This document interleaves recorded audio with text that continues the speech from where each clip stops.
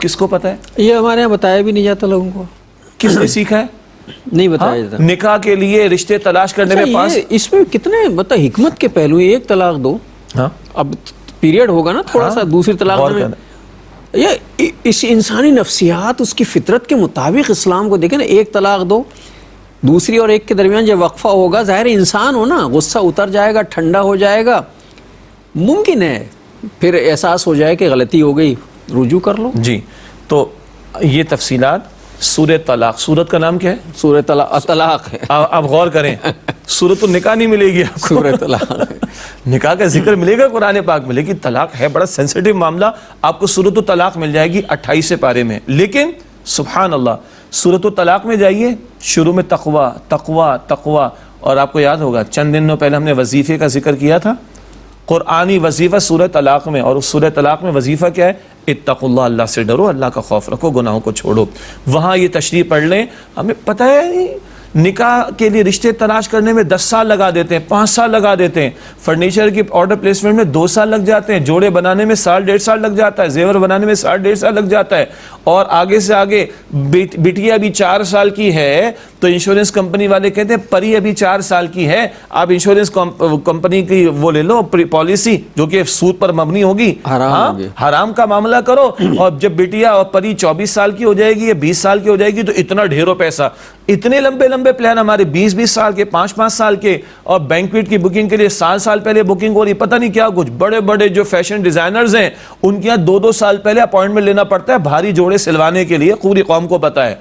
اور قرآن پاک کی تعلیمات اور نبی صلی اللہ علیہ وسلم کی مبارک تعلیمات پڑھنے میں آدھا گھنٹہ بھی نہیں لگتا.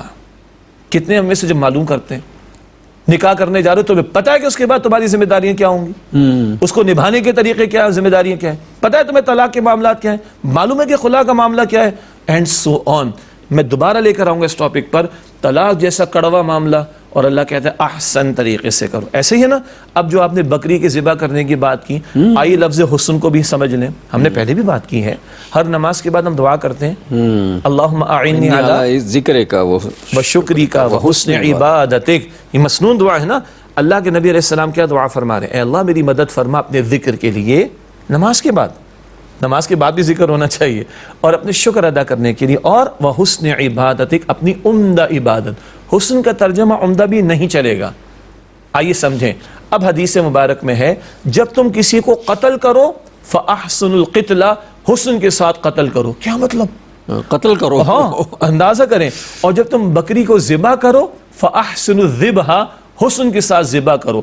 اگر ایک قاتل کو قتل کیا جائے گا, شریعت نے بھی سزا بتائی ہے, تو جلاد اگر تلوار سے گردن اڑا رہا ہے, جس میں تکلیف کم ہوتی ہے, کم ہوتی, تو ہاتھ مضبوط, تلوار کی دھار بھی زوردار ہو, تاکہ قاتل کو کم سے کم سزا ملے, تکلیف کم ہو.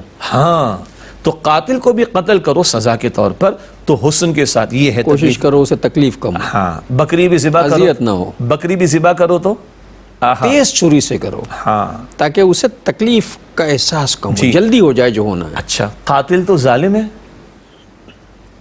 وہ کسی حسن سلوک کا مستحق نہیں, یہاں بھی ظلم کر بیٹھا وہ, تم جو سزا دو اس پہ ظلم نہ کرنا. احسن القتل, حسن کے ساتھ قتل کرنا.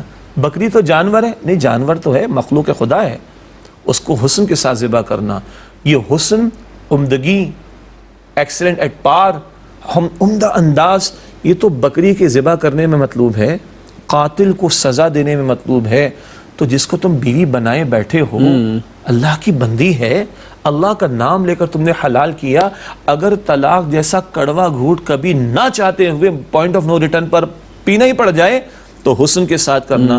میں پھر عرض کروں, میں دوبارہ ناظرین سے کہوں گا پڑھیں ان مقامات کو, سورۃ البقرہ رکوع 28 سے 31. جب اتنے کڑوے معاملے میں اتنی حسین تعلیمات ہیں, تو جب وہ بیوی تمہارے گھر میں ہے, اور بیوی کے لیے شوہر گھر میں ہے, تم دونوں گھر میں ہو, معاملات چل رہے ہیں, تو اس کے بارے میں کتنی حسین تعلیمات ہمارے دین نے دی ہوں گی. قربان جائیے ہمارے دین پر.